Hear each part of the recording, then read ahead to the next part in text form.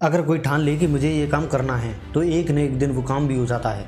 काम चाहे कितना भी मुश्किल भरा क्यों ना हो, अगर ठान लिया तो जीत और मान लिया तो हार। हर साल लाखों परीक्षार्थी आईएएस ऑफिसर बनने की चाह में सिविल सर्विस के एग्जाम में बैठते हैं, पर इनमें से 0.025% से भी कम लोग आईएएस ऑफिसर बन पाते हैं।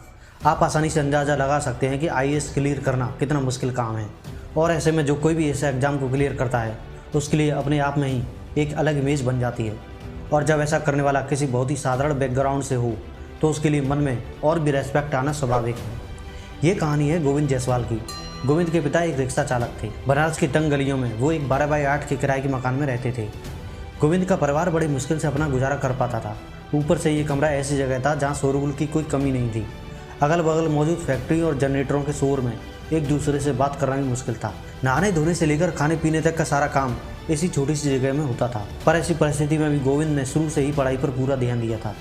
अपनी पढ़ाई और किताबों का खर्चा निकालने के लिए वो क्लास 8 से ही ट्यूशन पढ़ाने लगा। बचपन से एक अशैक्षिक माहौल में रहने वाले गोविंद को पढ़ाई लिखाई करने पर लोगों के ताने सुनने पड़ते थे।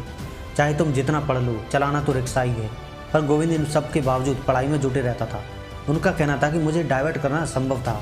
अगर कोई मुझे डिमोरलाइज करता तो मैं अपनी स्ट्रगलिंग फैमिली के बारे में सोचने लगता। आसपास के शोर से बचने के लिए वो अपने कानों में रुई लगा लेते थे, और ऐसे वक्त में जब डिस्टर्बेंस ज़्यादा होता तब वो मैथ्स लगाने लग जाते, और जब कुछ शांति होती तो अन्य सब्जेक्ट पढ़ते थे। रात में पढ़ाई के लिए अक्सर उन्हें मोमबत्ती, डेवरी वगैरह का सहारा लेना पड़ता था, क्योंकि उनके इलाके में 12 से 14 घंटे बिजली कटौती रहती थी। क्योंकि वो शुरू से ही स्कूल टॉपर रहे थे और साइंस सब्जेक्ट में काफ़ी तेज थे, इसलिए क्लास 12th के बाद कई लोगों ने उन्हें इंजीनियरिंग करने की सलाह दी थी। उनके मन में भी एक बार ये विचार आया, लेकिन जब पता चला कि एप्लीकेशन फॉर्म की फ़ीस ही 500 रुपये है तो उन्होंने ये आइडिया ड्रॉप कर दिया और BHU से अपनी ग्रेजुएशन करने लगे, जहाँ सिर्फ 10 रुपये की औपचारिक फ़ीस थी।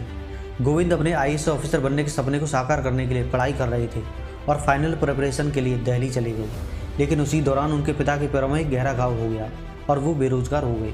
ऐसे में परिवार ने अपनी एकमात्र संपत्ति, एक छोटी सी ज़मीन को 30,000 रुपये में बेच दिया ताकि गोविंद अपनी कोचिंग पूरी कर सके, और गोविंद ने भी उन्हें निराश नहीं किया। 24 साल की उम्र में अपने पहले ही अटैम्प्ट में साल 2006 474 सफल कैंडिडेट में 48वां स्थान लाकर उन्होंने अपनी और अपने परिवार की ज़िंदगी हमेशा हमेशा के लिए बदल दी।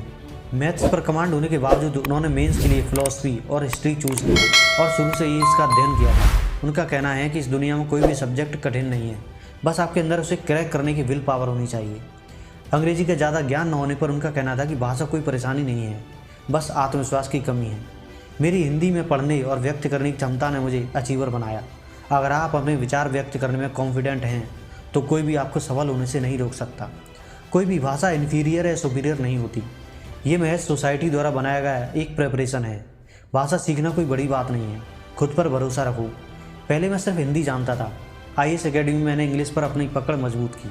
हमारी दुनिया हॉरिजेंटल है, ये लोगों का प्रिपरेशन है जो उसे वर्टिकल बनाता है, और वो किसी को इन्फीरियर तो किसी को सुपीरियर बना देते हैं। गोविंद जी की ये सफलता दर्शाती है कि कितने ही अभाव क्यों ना हो, अगर दृढ़ संकल्प और कड़ी मेहनत से कोई अपने लक्ष्य प्राप्ति में जुट जाए तो उसे सफलता जरूर मिलती है। आज उन्हें आईएएस ऑफिसर बने 5 साल हो चुके हैं, पर उनके संघर्ष की कहानी हमेशा हमें प्रेरित करती रहेगी। तो वीडियो नॉलेजेबल लगी हो तो लाइक, शेयर एंड सब्सक्राइब जरूर करना। तो नमस्कार।